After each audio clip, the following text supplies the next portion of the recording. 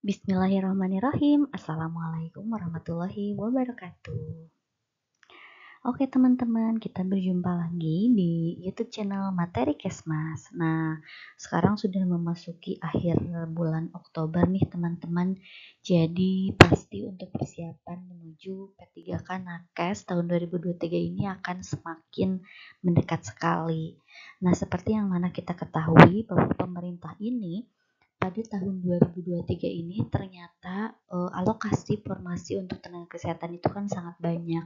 Jadi apabila kita tidak bersungguh-sungguh untuk mempersiapkan untuk mengisi formasi itu akan sangat disayangkan. Oke, semangat buat teman-teman yang akan berjuang.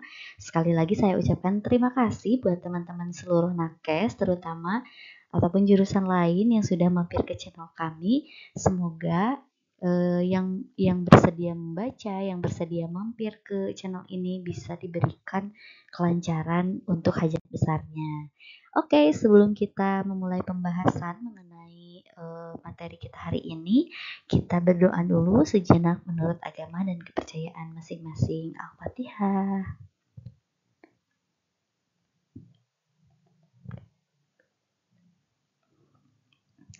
Oke, selesai. Semoga sekali lagi bagi teman-teman yang ikut belajar di ruang YouTube ini, semoga mudah-mudahan dipermudah, dilancarkan. Semoga ya hajatnya juga dikabulkan sama Allah.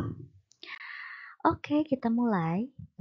Seperti biasa, kita akan membahas dulu soal-soalnya. Di akhir kita akan ada pembahasan. Nomor 1. Anda bekerja di rumah sakit, memiliki teman kerja yang baru saja bekerja yang istrinya akan melahirkan. Karena baru bekerja, dia belum memiliki kartu jaminan kesehatan untuk melahirkan. Rekan Anda meminjam uang kepada Anda padahal uang Anda hanya cukup untuk kebutuhan keluarga. Anda meminta untuk meminjam kepada rekan kerja yang lain yang memiliki kemampuan. A. Sangat setuju. B. Setuju. C. Tidak setuju. D. Sangat tidak setuju.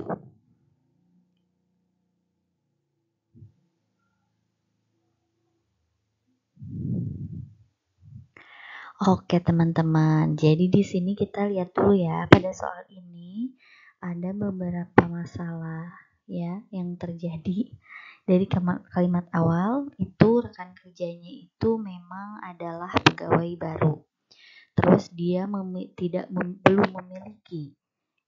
memiliki jaminan kesehatan. Nah, tiba-tiba minta tolong nih kepada Anda gitu. Nah, meminta tolong kepada Anda yang memang statusnya sudah bekerja di rumah sakit tersebut ya. Nah, memang sih uang Anda ini cukup, tapi di sini tidak disebutkan Anda. Nah, malah Anda ini menyodorkan kepada orang lain untuk meminjam kepada rekan lain, sehingga jawabannya harusnya Anda itu tetap menolong dan tidak mengarahkan kepada orang lain dulu. Jadi jawabannya sangat tidak setuju. Untuk soal nomor 2, agenda kerja Sari yang bekerja di kantor BPJS Kesehatan sangat padat. Ada cukup banyak laporan yang diminta. Beberapa merupakan tugas ringan dan lainnya tugas berat. Hingga pada siang hari baru sedikit yang baru dituntaskan. Maka Sari A. Berniat mengerjakan tugas lain. B. Istirahat sejenak. C. Mengobrol dengan rekan mencari cara supaya segera selesai. D. Memeriksa ulang tugas yang telah selesai dikerjakan.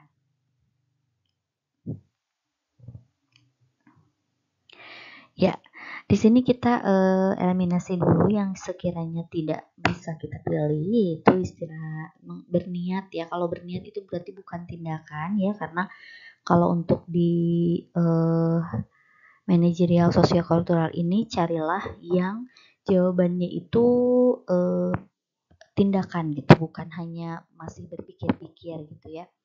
Nah, yang ini juga sama, istirahat sejenak juga kurang tepat. Terus mengobrol dengan rekan kerja lain memang sih ini tindakan ya, tapi ini terkesan akan memperlama tugas lagi ya. Jadi jawaban yang paling tepat yang nilainya 4 adalah memeriksa ulang tugas yang telah selesai dikerjakan, sehingga kalau misalkan tugasnya udah dicek lagi, berarti kan sudah dicek tidak ada kesalahan lagi, berarti itu akan bisa melanjutkan ke tugas lainnya seperti itu. Next, soal nomor 3. Anda bekerja di bagian pelayanan di salah satu klinik. Tidak seperti biasanya, hari ini pasien tidak terlalu banyak sehingga jam 11 siang sudah tidak ada lagi antrian. Apakah yang akan Anda lakukan? A. Mengobrol sejenak dengan rekan kerja untuk sekedar mengisi waktu untuk bersosialisasi. B. Membuka handphone update status supaya kelihatan sedang kerja. C. Membaca artikel. D. Berjalan-jalan jadi ada yang membutuhkan bantuan. Oh, jadi D ini berjalan-jalan boleh jadi ada yang membutuhkan bantuan. Oke, jawaban yang paling tepat ini adalah karena nilai positifnya ini untuk bersosialisasi, yang mana bersosialisasi itu juga termasuk ke dalam salah satu nilai-nilai daripada manajerial dan sosiokultural, sehingga jawaban yang paling tepat yang nilainya 4 adalah A. Karena kan di sini sudah waktunya sudah sangat senggang ya, udah beres gitu, antriannya sudah mulai tidak ada lagi antrian nih ya. Jadi akan lebih baik dimanfaatkan untuk kegiatan yang bermanfaat. Itu kayak seperti membuka handphone, update status kan itu kurang bagus ya kalau untuk pada soal ini. Membaca artikel juga terkesan jadi menyendiri gitu, berjalan-jalan boleh jadi ada yang membutuhkan bantuan lain. Nah ini terkecoh seperti apa ya ke langkah yang positif ya.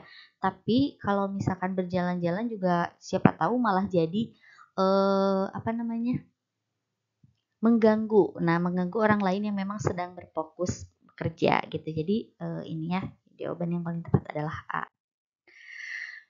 Malam ini Siska pulang sehabis piket di rumah sakit. Kebetulan ia adalah seorang tenaga medis. Siska pulang ratus sekali dan tampak lelah. Di jalan Siska melihat ada seorang pengemudi mengalami kecelakaan tunggal dan terlihat terluka. Siska memperlambat laju kendaraannya melewati pengemudi yang sedang kesakitan. A. Sangat setuju, B. Setuju, C. Tidak setuju, D. Sangat tidak setuju. Oke, sudah dijawab ya teman-teman ya. Ini sudah terlihat kalimat ini masuk ke positif apa ke negatif. Jadi kalau misalkan ke negatif ya otomatis kita pangkas aja ke pilihan ke D ya, sangat tidak setuju. Nah di sini kan poinnya adalah Siska ini adalah seorang tenaga medis. Dimana kalau tenaga medis itu seperti halnya memang perawat, bidan, dokter dan tenaga kesehatan lainnya itu mereka sudah disumpah. Disumpah itu dalam artian salah satunya adalah melakukan pelayanan kepada masyarakat gitu ya, itu dalam keadaan apapun gitu ya.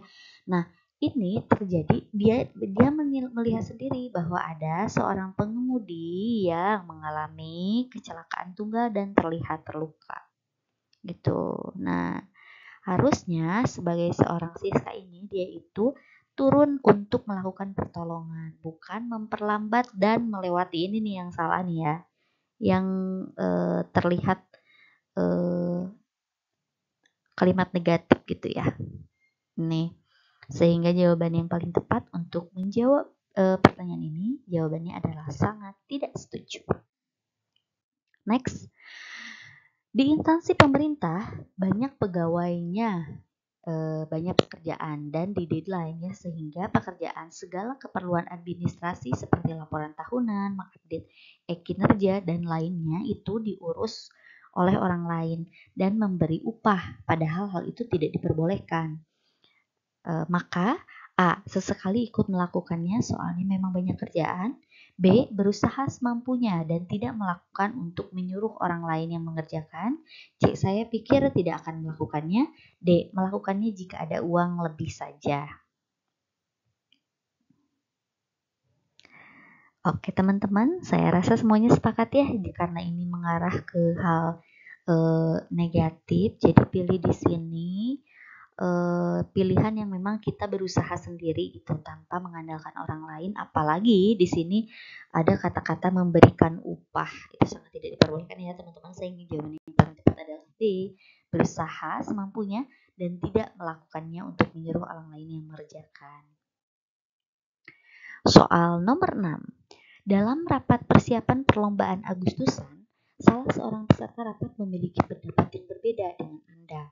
Anda sebagai penanggung jawab kegiatan menolak secara halus karena di luar topik pembahasan. A. Sangat setuju, B. Setuju, C. Tidak setuju, D. Sangat tidak setuju. Oke, teman-teman. Nah, di sini kan kita itu sebagai penanggung jawab. Nah, jadi otomatis segala bentuk keputusan dalam rapat itu memang kita yang harus menentukan gitu ya. Sehingga pada ada seorang anggota rapat yang berbeda. Ini kalau pendapat yang berbeda aja sebenarnya kan kalau di dalam suatu rapat dan meminta pendapat itu pasti akan ada perbedaan gitu ya, perbedaan pendapat. Nah, tapi di sini ya seorang penanggung jawab itu memutuskan bahwa karena ditolak gitu ya. Ditolak itu karena apa? Jadi ada sebabnya karena di luar topik pembahasan. Misalkan dia bahas Agustus terus dia malah bahas tentang kegiatan lain yang di luar tentang perlombaan Agustus gitu ya. Sehingga ditolak lah gitu. Nah, ini jawabannya yang paling tepat adalah setuju. Oke. Soal nomor 7. Hari ini adalah jadwal piket di klinik teman Anda. Tiba-tiba dia menelpon Anda untuk menggantinya karena dia berhalangan untuk piket. Maka Anda A. Merekomendasikan rekan kerja lain yang minggu ini belum piket. B. Menyanggupi tanpa berpikir panjang. C. Meminta dia untuk menghubungi pimpinan terlebih dahulu. D. Menolak karena capek.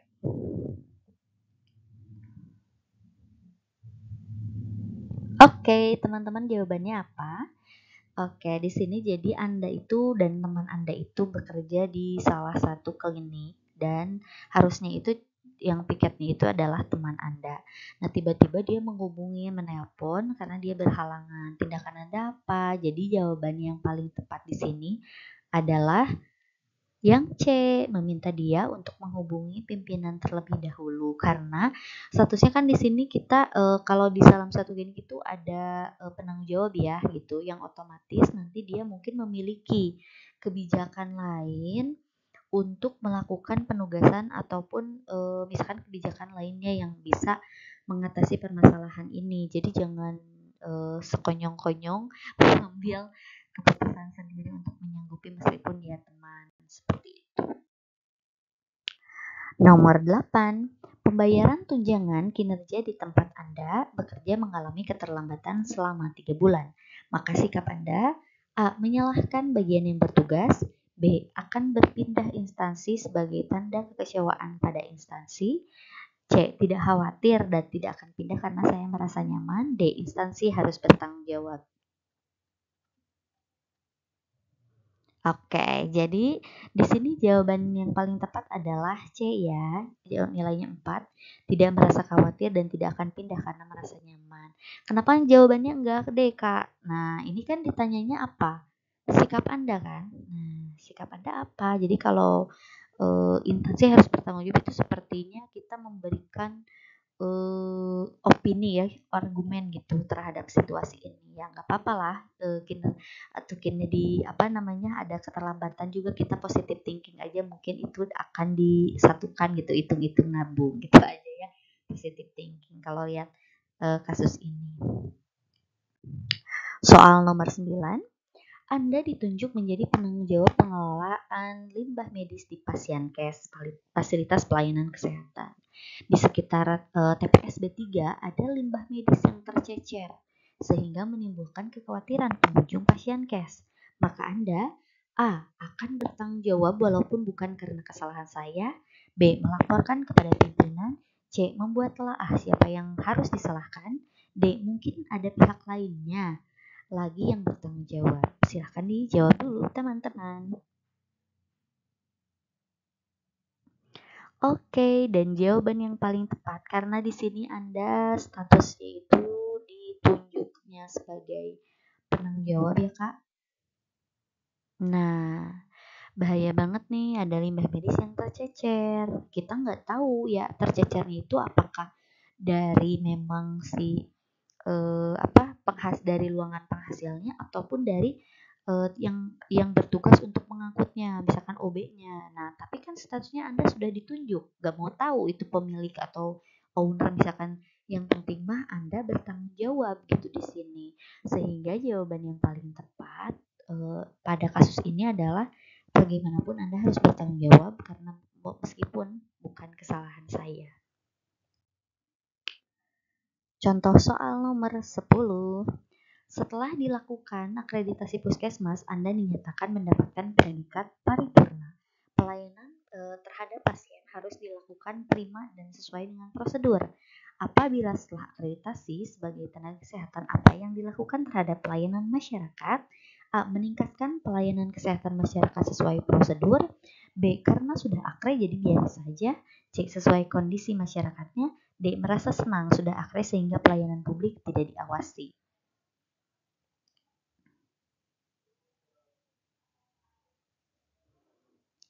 Oke, dan jadi jawabannya itu adalah A ya, meningkatkan pelayanan kesehatan masyarakat sesuai dengan prosedur, karena ini merupakan tadi ya sudah ada akreditasi. Pasti setiap pelayanan baik itu rumah sakit, puskesmas, tujuan utamanya daripada pemerintah mengadakan akreditasi itu adalah apa? Pelayanan masyarakatnya itu harus memang ditingkatkan ya, sehingga membuat kenyamanan bagi masyarakat untuk berobat, apalagi di paskes pertama ya, tadi di puskesmas. Oke, jadi sepakat jawabannya adalah meskipun sudah akre, meningkatkan pelayanan kepada masyarakat sesuai dengan prosedur. Nah, sedikit teman-teman ini mengenai pembahasan materi seleksi P3K. Jadi seperti kita ketahui yang sudah disebar oleh Kemenpan RB bahwa yang akan diujikan ini ada 4 ya. Ada 3 ya. Nah, yang pertama itu uji kompetensi. Jadi meliputi penguasaan pengetahuan, keterampilan, sikap perilaku yang dapat diamati, diukur, dikembangkan yang spesifik berkaitan dengan bidang teknis jabatan. Kalau misalkan teman-teman adalah penyuluh kesehatan masyarakat, itu berarti tentang penyuluh. Terus misalkan teman-teman adalah seorang tenaga sanitasi, berarti materi-materinya semuanya tentang kompetensi teknis. Nah, di sini di YouTube ini juga kan mengenai tentang materi kesehatan masyarakat. Jadi kita akan coba bagaimana kompetensi teknis itu bisa diujikan berdasarkan kisi-kisi yang sudah ada gitu. Yang kedua ini juga ada di seluruh jurusan gitu. Itu mau itu guru, mau itu nakes dan mau itu teknis, bahwa ada kompetensi manajerial. Di mana tujuan dari kompetensi manajerial ini sebenarnya nilainya itu ada beberapa, yaitu integritas gitu ya, kerjasama, komunikasi, orientasi pada hasil, pelayanan publik, pengembangan diri dan orang lain, dan mengelola perubahan dan pengambil keputusan. Dan juga tadi soal-soal yang sudah kita kupas di awal itu juga berkaitan dengan hal-hal nilai-nilai yang ini, seperti yang 8 ya, 1, 2, 3, 4, 5, 6, 7, 8. Sip. Nah, ini yang ketiga itu adalah kompetensi sosiokultural, di mana intinya adalah kita itu harus sebagai perekat bangsa yang memiliki kepekaan terhadap keberagaman, kemampuan berhubungan sosial, kepekaan terhadap kepentingan persatuan, dan juga memiliki rasa empati seperti itu ya. Jadi untuk yang selanjutnya yang keempat adalah ini tentang wawancara, di mana wawancara ini menggali informasi non kognitif untuk menilai integritas dan moralitas. Ini poinnya ada menilai itu ada 2 ya, integritas dan moralitas yang meliputi aspek kejujuran ada terus ya, benar-benar harus jujur, berkomitmen, keadilan, etika, dan kepatuhan. Oke, ini sumbernya dari Kemenpan RB ya. Itu dia teman-teman. Jadi untuk part 2 ini membahas tentang sosiokultural, manajerial dan sosiokultural ini untuk seluruh jurusan yang bisa dipelajari. Jangan lupa terus membaca, terus mencari ilmu, karena memang ilmu itu sekarang dengan perkembangan teknologi ini memang sangat mudah untuk didapat. Selain daripada buku yang berat harus dibawa-bawa juga sekarang bisa belajar pakai e-book, belajar dari YouTube. Apalagi di YouTube udah banyak banget ya FR-FR, terus teman-teman yang emang udah mau belajar eh, membedah kisi-kisi, membedah peraturan. Dan salah satunya di sini media daripada materi Kesmas ini juga kita insya Allah terus-terus belajar bareng untuk membedah semua materi berkaitan dengan kesehatan masyarakat ataupun persiapan P3K yang akan diteskan gitu ya soal-soalnya. Selamat belajar, semangat terus, semoga tetap sehat selalu. Terima kasih untuk yang sudah mampir ke channel ini. Semoga apa yang kalian harapkan juga bisa dikabulkan oleh Allah Subhanahu wa taala. Saya akhiri. Assalamualaikum warahmatullahi wabarakatuh. See you next video.